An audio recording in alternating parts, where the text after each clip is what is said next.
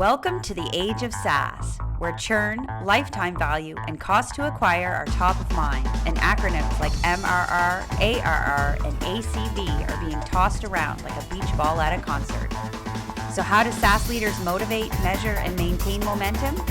We're picking them up on their way to SaaS North and asking them the questions you want to know in Leaders in Lyfts Getting Lattes.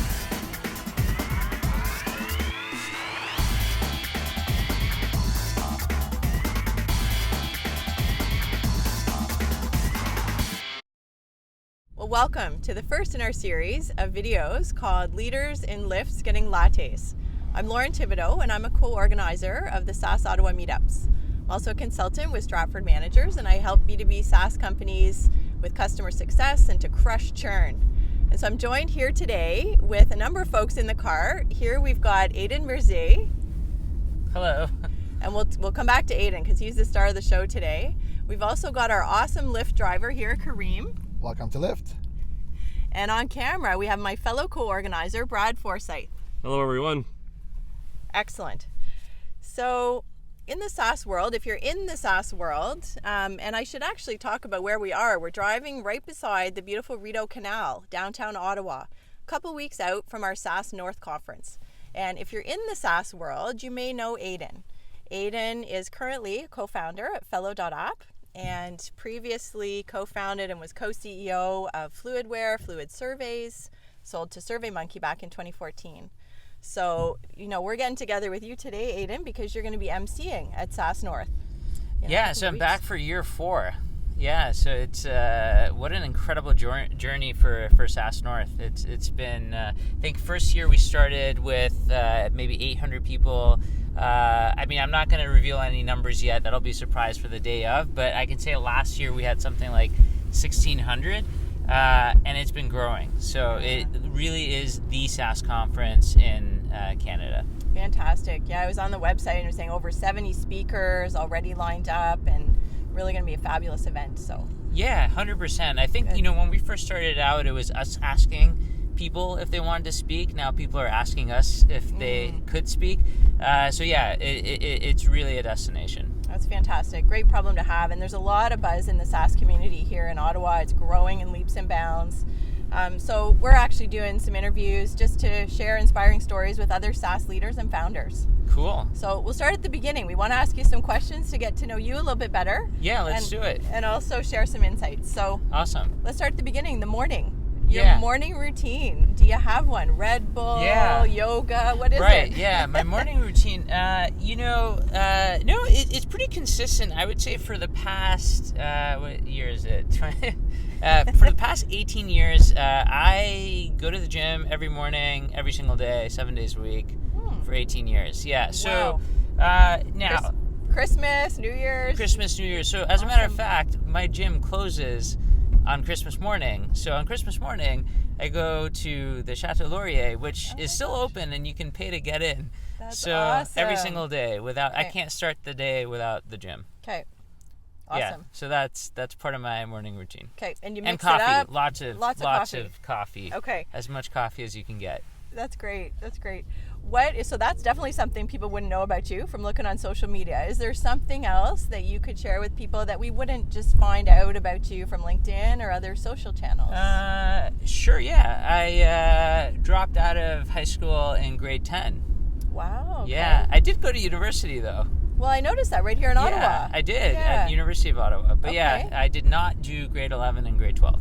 Very cool. So how did that work when you went right into university? Yeah, it's a bit of a complicated story, but there was a loophole involved, and I basically just didn't go to those 2 years and went straight to university. There you have it. Great. Some magic there. That's some magic. That's awesome. So you've done a lot of interviews like this. You share generously. You founded, fresh founders to share knowledge and connect other founders. Something that I noticed when looking at a whole lot of your interviews is that you're not just get it done quick. You're really in for excellence and looking at all the deal terms, relationships for the long term. How do you kind of reconcile that with this mantra that done is better than perfect, let's move fast? How do you balance those two things, excellence and getting her done? Yeah, Yeah, so it's a very good point. So one thing, there's a couple of really cool values that we have at Fellow. So one of our values is this concept of pace quickly, and that's something that we really live internally. So it's not like, you'll notice it's not move quickly and it's not sprint, but it's this concept of pace quickly. So we're very measured in our approach of like figuring out what it is that we need to do. But when we do decide and the decision is made, we move like a bullet train. Like so that's kind of how we balance the two concepts. Okay, that's really cool concept. Another value we have internally at the company is this concept of set the bar high. And so the way that we kind of evaluate that concept is we want to be, from the outside world, we want people to look at us and think we're like 1,000-person company.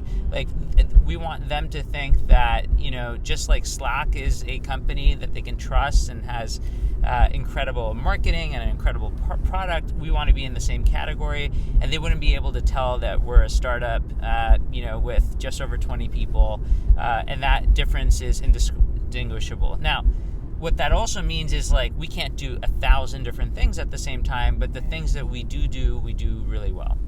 Okay, that's really cool. Yeah, excellent. So we can't chat and not talk about this. Like, huge congrats for your seed round back in June, $6.5 million US. And my question, that's you and the whole team. So congratulations. Yeah, thank you. Yeah. Now you're running a company that's venture backed. You've also run one that was really bootstrapped. And so what stands out for you as a leader of these two very different worlds, or are they very different? Yeah, no, I think they're very, very different. I think there's merits to both. It really depends on what kind of business you're building, but it also depends on the founder and your situation. When we were starting the last company, I was 21, and we literally had, we had nothing to lose, but at the same time, we didn't require a lot to live either. So we really, burnt minimal. So I think I personally went without salary for close to 2 years. And I think in year 3, I made like a whopping $24K.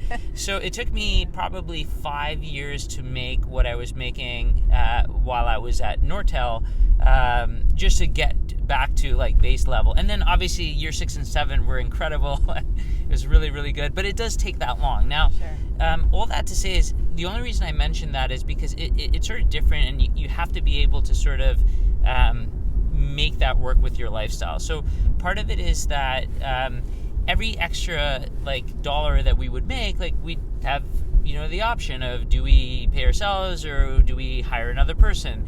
And the answer for us was always hire another person, always put money back into the business. And so there are some personal sacrifices that you make. The other concept is that, there are incredible companies that have grown really large. MailChimp is worth over $800 million. Sorry, my bad. I think they're actually, they're over 400 million in sales, and they may be worth more than $5 billion. And they're, bootstrap company, done it really, really well. And of course, locally, we have the story of Shopify that is not bootstrapped and, has done incredibly well as well. So there's great companies on both spectrums. So far, I really like the venture-backed approach because, from our perspective, we get to try a bunch of things in parallel. What I found that in the previously in the bootstrap company was a lot of sequential things, and you do a lot of things and potentially waste a lot of time. Sometimes you get lucky and find the right thing. With venture, you can do a bunch of things in parallel, and when something really works, you can obviously pour fuel on it. You can scale very, very fast. Yeah. Okay. So we have raised a lot of money, but we're still operating from that bootstrap mentality in that we're being very frugal. We're making sure to spend the money wisely. We're not going to burn the capital in a very short amount of time. And we're spending money on things that we want to double down on. Okay, fantastic. Yeah, great distinctions. Thank you. Can you sum up? Tell us a little bit about Fellow.app. Can you tell us a little bit in a nutshell? What are you doing? Yeah, for sure. So Fellow is basically a tool for managers and their teams. So the pitch is really easy. If you're a manager, you should be using Fellow.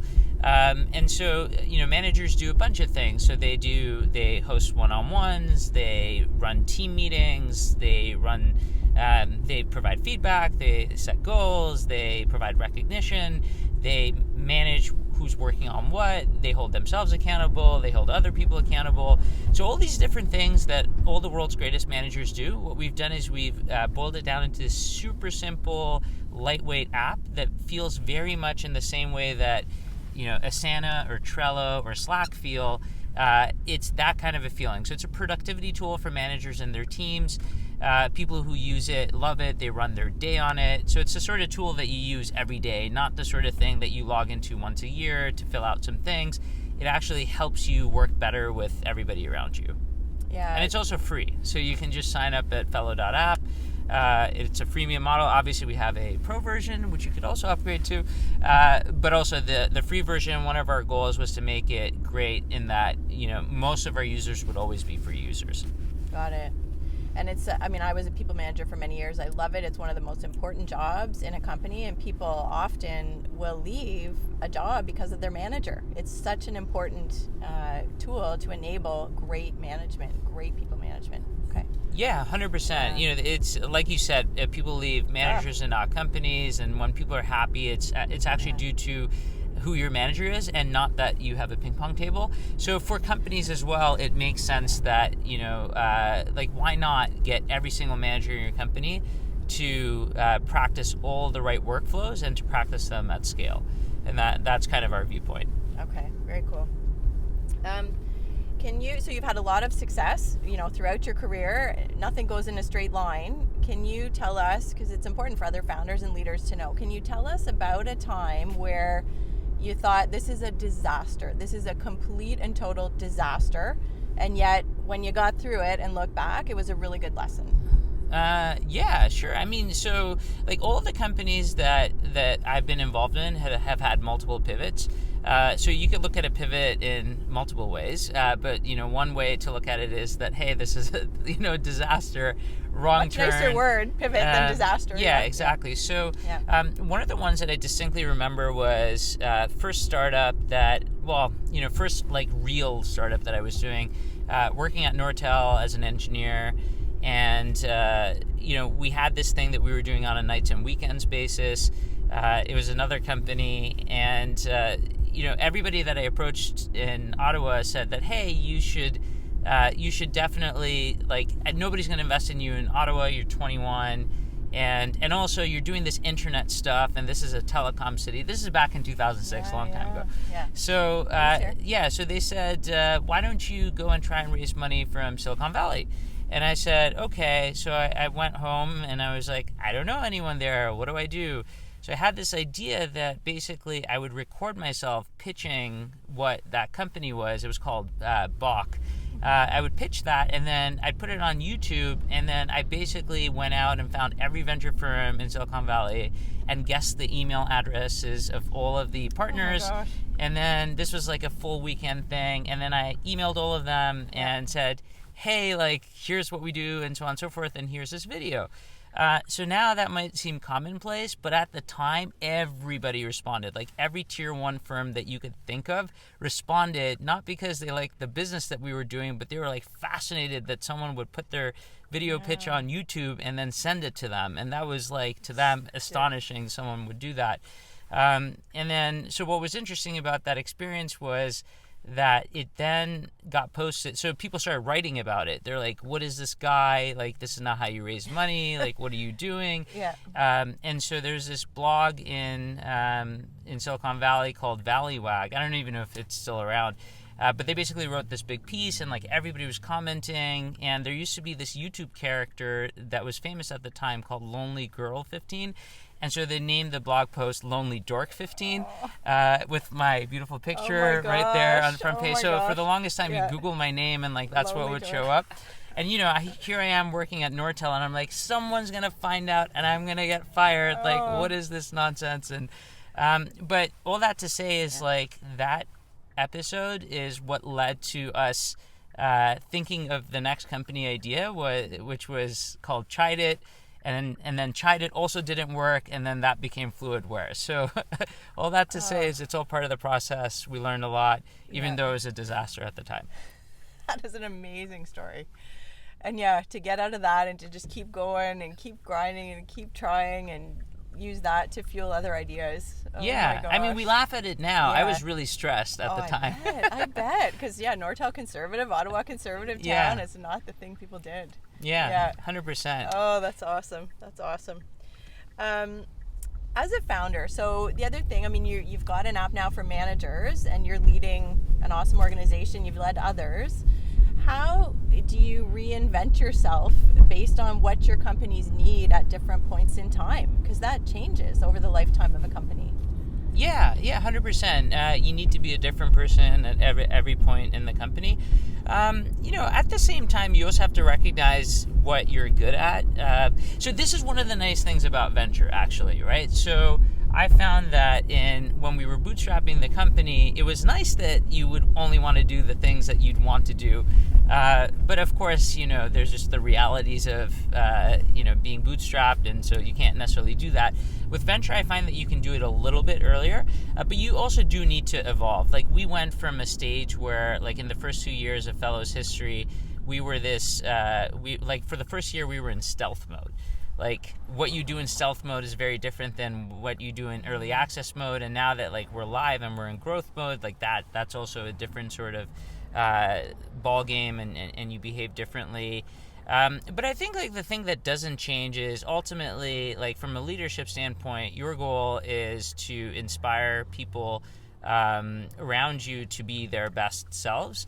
To understand, like, what they want to be good at and what they want to be world class at, and then doing everything in your power to enable them to do that. Obviously, like, ideally it's aligned with the mission of the company too. Right. But as long as those things happen, it's just and it's this self-perpetuating loop, right? When people learn that they can be their best selves at your organization, then that spreads and other people want to join and want to do all those things as well. One of the things that I'm super proud of from the last company is, like, our first customer support hire became our VP of marketing, and today runs a huge organization within SurveyMonkey. Our first sort of, like, finance person became our head of sales and runs a huge sales organization within SurveyMonkey.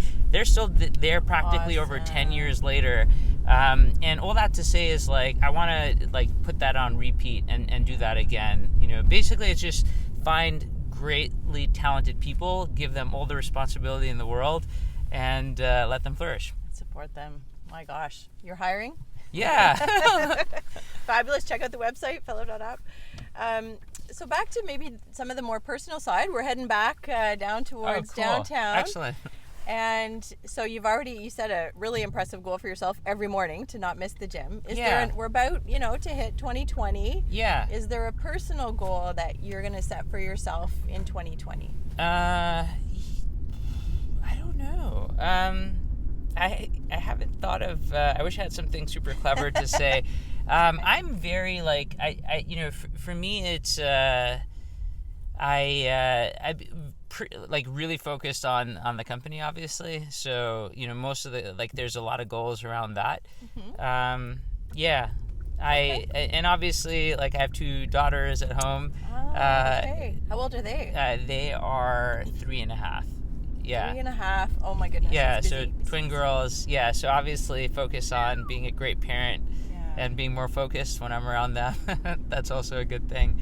Yeah, so I mean, all the thing. I also play tennis and ski. Always trying to get better at those things, but nothing major. All the same things, just continuously getting better at each and every one of them. Okay, that's fantastic. Thank you.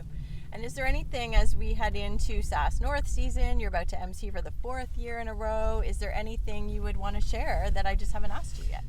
Yeah, so we have we have a few really, really cool surprises for SaaS North. Unfortunately, I can't tell you about them, but what I can tell you is that once you find out what they are, you will be very excited. Yeah, so some fun stuff that we're doing differently in the schedule. And right off the bat on day 1, you'll hear about 2 of them. This year will be the best year of the conference. Awesome. And we're excited, so thank you very much for spending time with us today. And we're also excited. We're going to be talking to a number of other SaaS founders and leaders throughout SaaS North. Some will be picking up at the airport in our Lyfts, and others will be meeting on site. But thank you very much, and stay tuned for the next issues in our series here.